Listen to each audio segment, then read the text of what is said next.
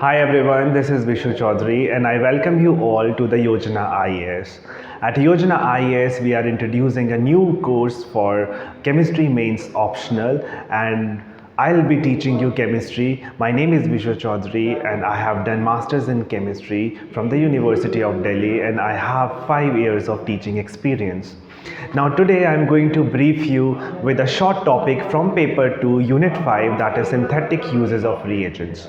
Now when it comes to reagents, you know how important reagents are for us to understand a particular chemical reaction, the function of a reagent and especially the stereochemistry involved. So I have chosen the first reagent, that is osmium tetroxide. So let us discuss something about osmium tetroxide.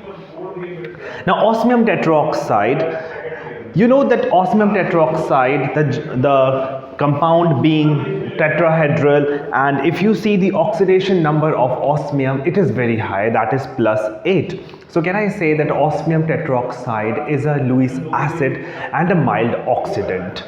Now, so when it comes to the functions and reactions, so the most important reaction being that alkenes add to osmium tetroxide to give diolate species. Now what is diolate species? Diolate species is basically a salt of diol. So this is your salt of diol. Now, so alkenes add to osmium tetroxide and it gives cis and it forms cis diol, or basically osmium tetroxide bring about syn dihydroxylation in alkenes. So this is how the reaction goes. If I choose this alkene, if I have this alkene and when I add osmium tetroxide followed by the hydrolysis, now hydrolysis can be done in the presence of simply water, or I can take sodium sulfide, reflux, and what I end up getting is your cis diol. Syn means, since dihydroxylation means that both the OH acts from the same side. Now, so what is the mechanism of this reaction, which is very important for you to understand. So for example, if I start with this alkene, I am adding osmium tetroxide to this. I am adding osmium tetroxide to this. So what happens? The first step is a 3+2 cycloaddition reaction. How it goes? This bond goes here, this goes here, and this goes here. So this is your 3+2 cycloaddition. This is your 3+2 cycloaddition.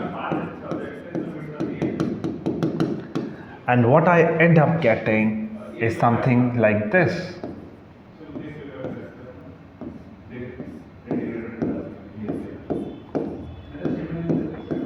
This is my cyclic osmate ester. This is the cyclic osmate ester. Right? Now what is the next step? The next step being the hydrolysis. So what happens? I have this.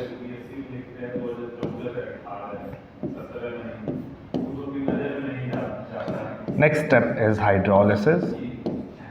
When I add water to it, so you know that osmium has vacant d orbitals and oxygen is having the lone pair of electrons. So when it is donated to this osmium, you know that I'll have a positive over here, negative over here. And what happens in the next step, that H releases, and in order to make this bond stable, this bond cleaves like this. So what happens? I have negative over here. This will fetch this H from water, and what I'll get is something like this. And if I take 2 moles of this, then this is what I get. And plus what I'm having is, I'm having osmium, this. Here I am having OH and OH. This is called osmic acid. This is called osmic acid. Now, if you see carefully, I started with osmium tetroxide. Here the oxidation number of osmium was +8. Now in this species, osmic acid, I have osmium with oxidation number of +6. Now in this reaction becomes catalytic Why? Because osmium tetroxide, first of all, it is toxic. Secondly, it is expensive. So what I do is I reoxidize this osmic acid where I have osmium in +6 oxidation state back to osmium tetroxide where I have osmium in +8 oxidation state. So what happens? So osmium tetroxide is expensive and highly toxic. So what I do is I use what we call reoxidants or co-oxidants.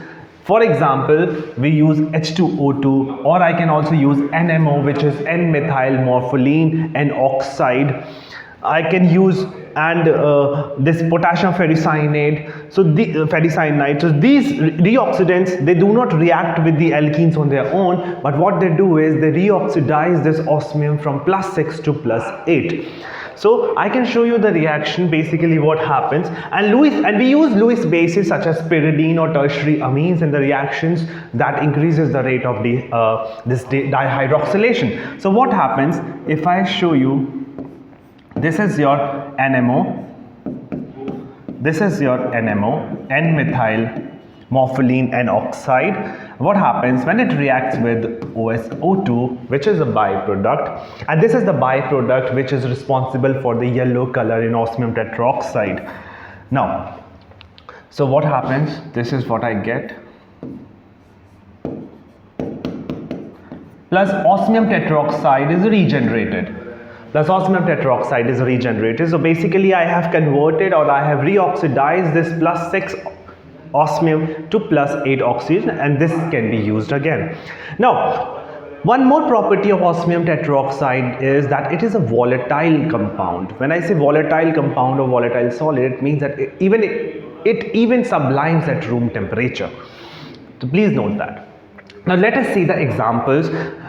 Now the examples are very important. In order to understand a particular reagent, it is very important to do the variety of questions, to do all the variations that a particular reagent has, and also the stereochemistry involved. So let us discuss this one by one. So the first example is simple. I have an alkene, I have osmium tetroxide. This is for hydrolysis. So what I do is I get a cis diol like this.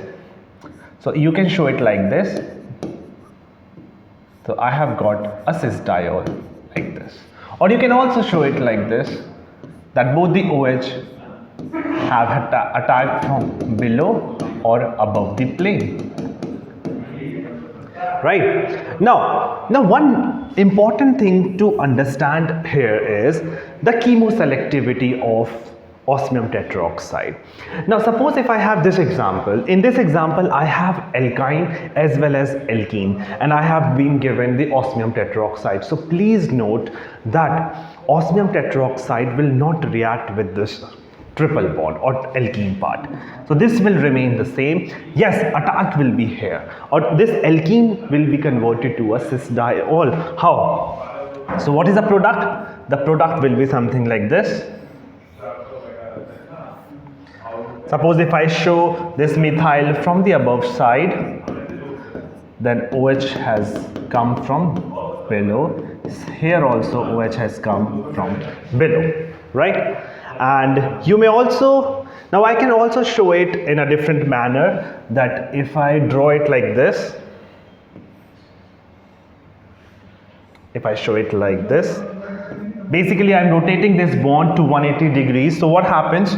This remains the same, this remains the same, but here this will become up.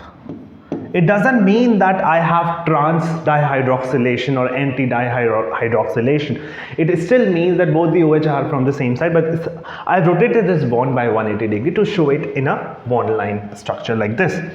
And yes, so this is how it goes. So this is the product. This is the same like this. Now, another important example being, another example is this. This is also simple. So suppose if I show these methyl groups above the plane, then OH has attacked from below, and this is the product. Or I can also show it like this. This is the product. Yes, so this is the product. This is simple. NMO. NMO, like I said, is a reoxidant. It will reoxidize the osmium plus 6 to osmium plus 8. Next, this is the third example. Now, NMO being the reoxidant. Now, okay. Now, I want to tell you that we can also use one more reoxidant, and that is tertiary butyl hydrogen peroxide. I can write it like THBP. This also acts as a reoxidant. Now, in this is also simple. I have this double bond, so I can show it like this. Simple.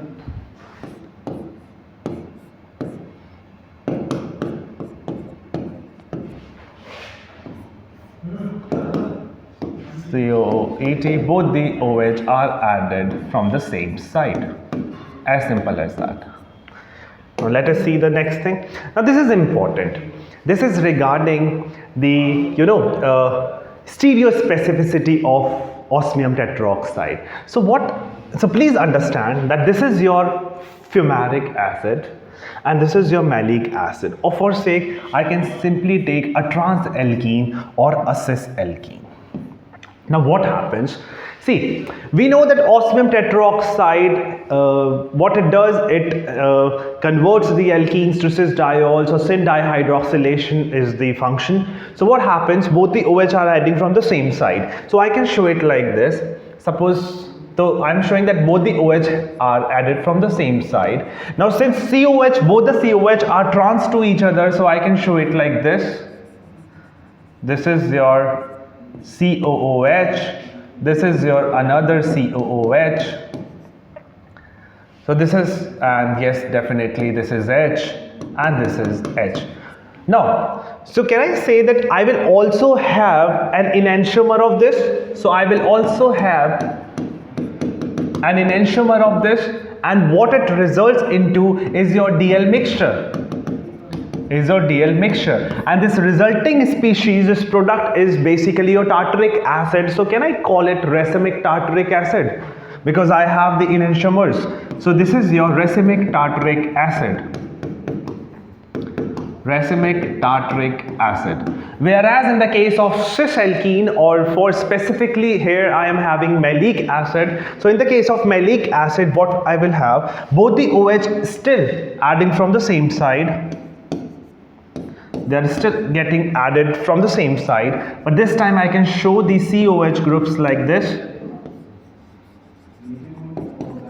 And if you see carefully, what it is basically your mesotartaric acid, because I have a plane of symmetry in this. So this is your mesotartaric acid. So this is the stereospecificity of, or stereoselectivity of osmium tetroxide.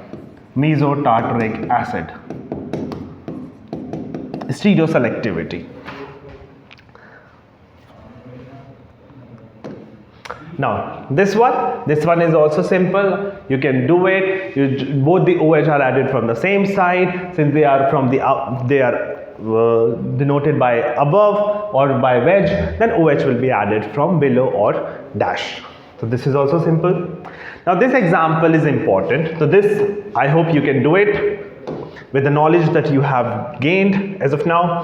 Now regarding this is very important. What if I have an allylic alcohol or allylic ethers? Now in the case of allylic alcohol, one thing you must note that, see, product is very simple. Both the OH are being added on this alkene. But what is important is the stereochemistry, and this is one of the most. This is the addition of osmium tetroxide on allylic alcohol, allylic ether kind of alkenes. This is very important. So let us discuss what happens if I show this OH from above.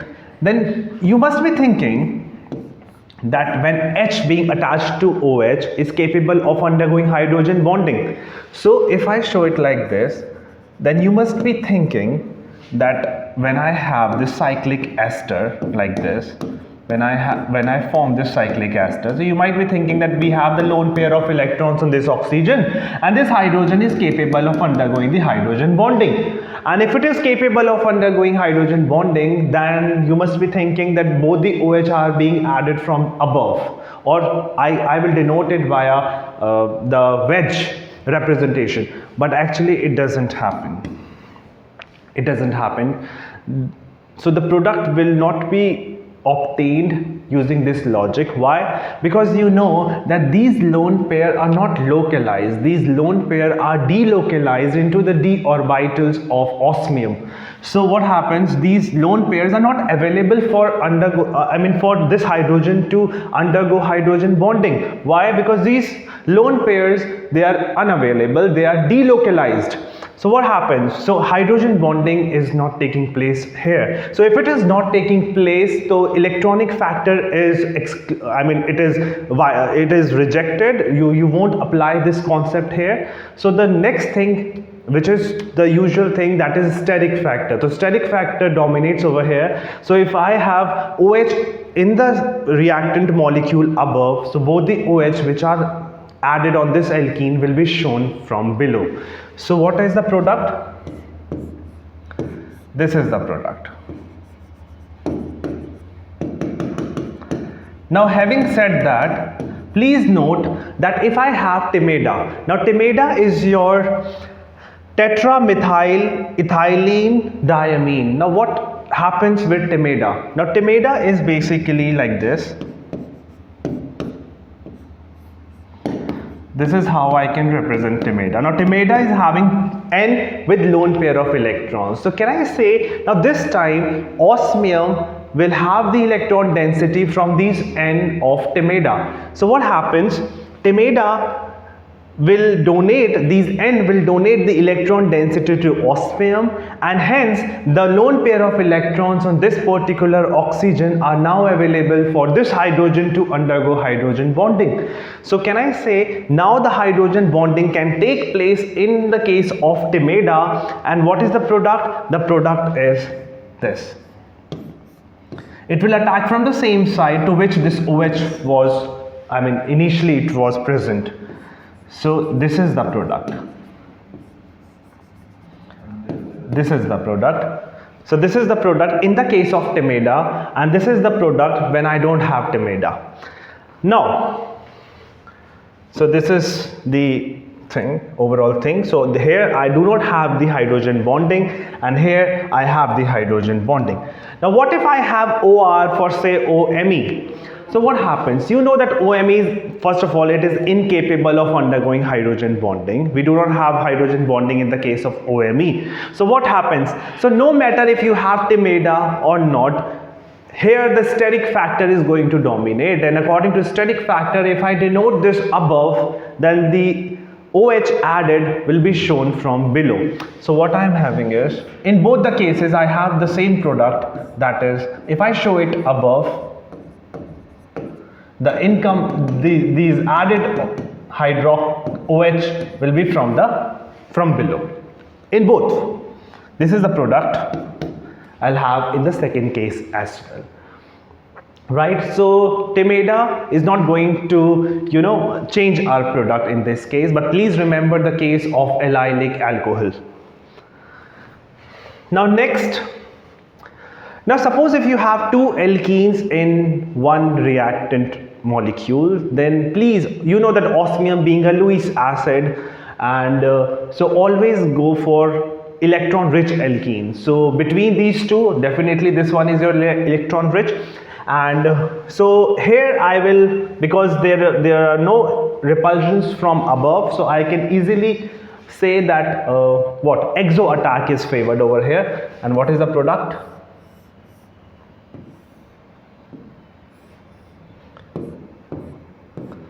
This will remain intact,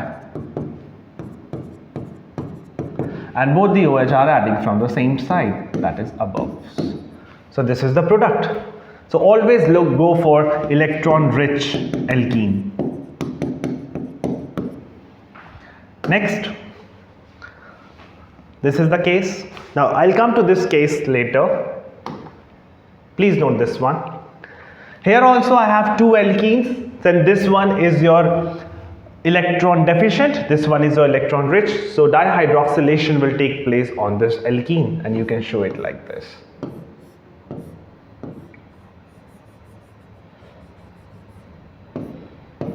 This will remain intact and OH will be shown like this. Okay, next, this one is a little different. Now you know that I have this alkene and dihydroxylation will take place at this alkene, but again what is important is the stereochemistry. Now this is your trans-decalin system. This is your trans-decalin. So can I represent this like, so this is how I will represent this.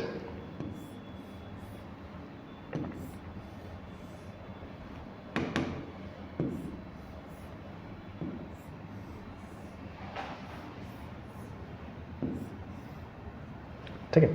This methyl is shown above, so please note, write it above. This hydrogen is below, please write it below. Now here this is 1 2 3 1 2 3, so here I have this axial position, I have this axial position. Now you know that this axial position is free. Yes, this axial position is free, so what I'll be doing is, so I use this axial position and this axial position. Why? Now see what happens. So I will have something like this, O and this O, right? And this O, and this is what I get. Okay, so this is how I will form the cyclic ester. Why? Because you know that this axial position, I have repulsions from this methyl. So this axial position is free, so I will use this equatorial position and this axial position for the formation of this. Next step is the hydrolysis. So what happens? Both the OH are adding from below. So how will I show it? Both the OH are added from below. So this was methyl, this was hydrogen, and both the OH are added from below. Both the OH are added from below. So this is the product. Next, this one. Now this one, these methyl on this bridgehead carbon or on this carbon, so basically it will provide some sort of steric repulsion, so endo attack is favored over here, and what I am getting is this.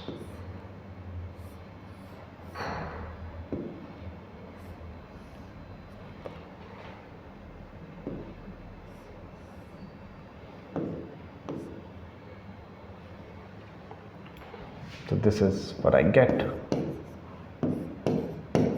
This is what I get. In the next one here, now here these hydrogens, because of these hydrogens, the endo attack doesn't take place, so exo attack will take place, and hence what I am getting is this. This is what I get, OH and OH, right? This one, now this one, you know that I cannot use these alkenes, they are in conjugation, so this one is free. So what is the product? The product being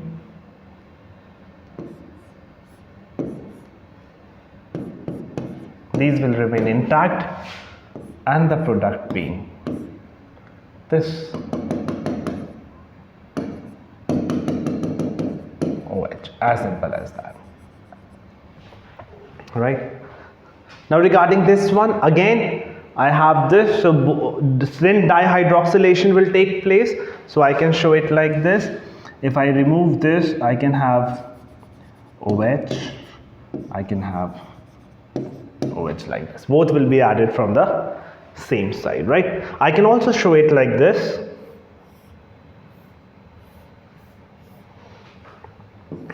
OBN, this one is your OBN, right?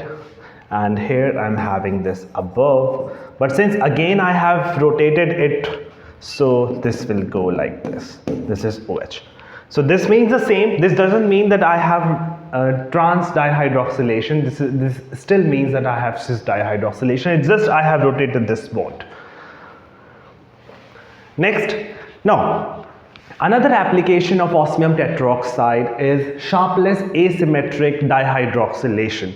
Now what happens in sharpless asymmetric dihydroxylation? First of all, it is asymmetric dihydroxylation of alkenes using catalytic osmium tetroxide as potassium osmate. So as potassium osmate, this will be given to you. We have co-oxidants like NMO and potassium ferricyanide. Then we have additives. Additives are there to increase the rate of dihydroxylation. So we have, for say, potassium carbonate, we have methyl sulfonamide. These are increasing the rate of reaction. Then I have chiral 3-degree amines, which for cinchona alkaloids or cinchona alkaloids. Now we have two types of these amines, which is DHQD, which is a dihydroxyquinidine, and DHQ, which is dihydroxyquinine. Now you don't have to really remember the structure because that is very complex. Now PHAL is your thalazine. So basically what happens, so I can write these ligands as what we call thalazine ligands in the form of DHQD PHAL and DHQ PHAL. Now, so please note, now what happens in DHQD and DHQ? So please note that if this is given to you, this is your potassium osmate, then we have DHQD PHAL, and these are your additives. So what happens? Please note that if this is given, I can also write it like AD mix beta, which means asymmetric dihydroxylation mixture, this complete mixture, and beta means that the attack will be from the above or from the top. So what happens? The attack will be from top. So please note that if I remove this alkene, the attack will be from top.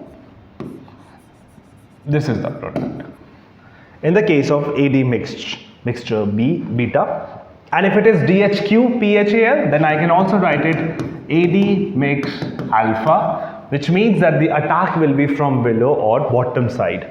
So attack will be from bottom side, right? Similarly, if I have this, then the attack will be from above or top side. This is what I have, right? Now you can easily do this one. Again, you have DHQD. So what will happen? The attack will be from above. Remove this, the attack will be from above. Same here. Now this alkene is what you will look for, electron rich. Here also you will look for this one because this is electron rich in comparison with respect to this one. And this is the product.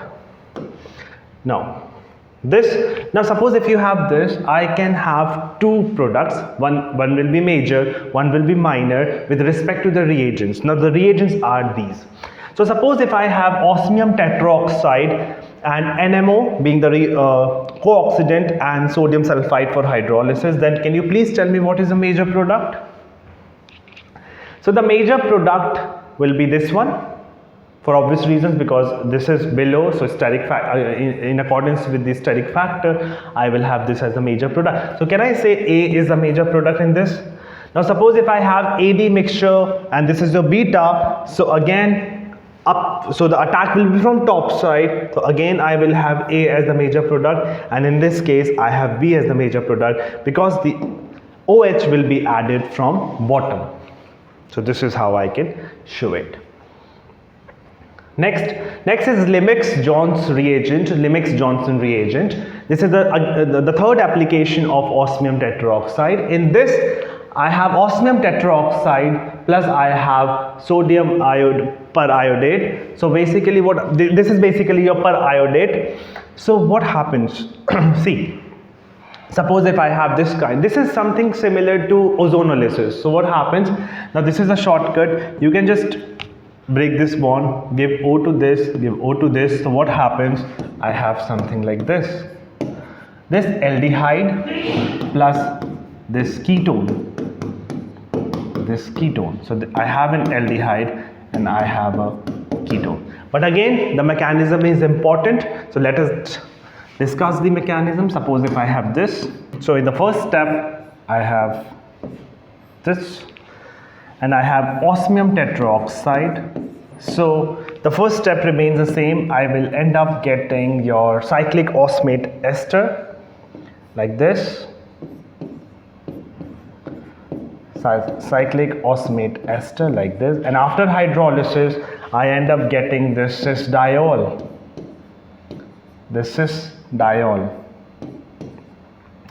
Now comes the role of NaIO4. I can represent it like this.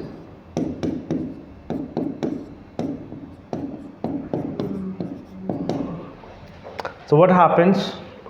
Now, the lone pair of electrons on this oxygen, they will be donated to this iodine. This bond shifts like this. These bonds shift like this. So what I have next is, I can show you here.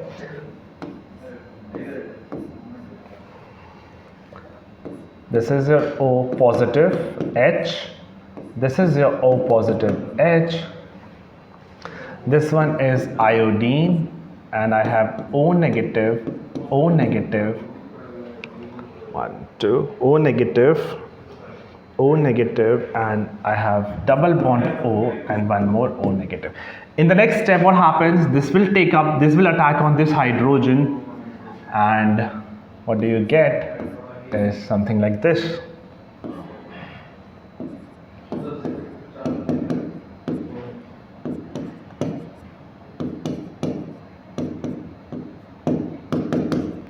Right? In the next step, what happens?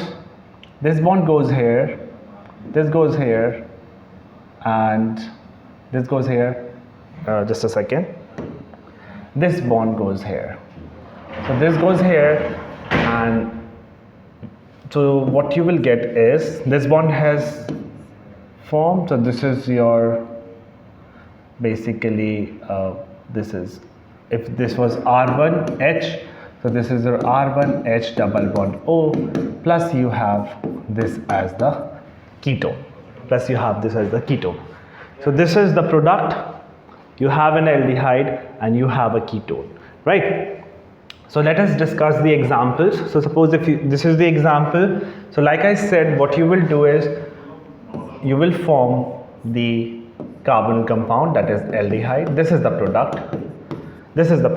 But the same thing, if you take, in place of osmium tetroxide, if you use KMnO4, then this becomes your Rudolph-Limix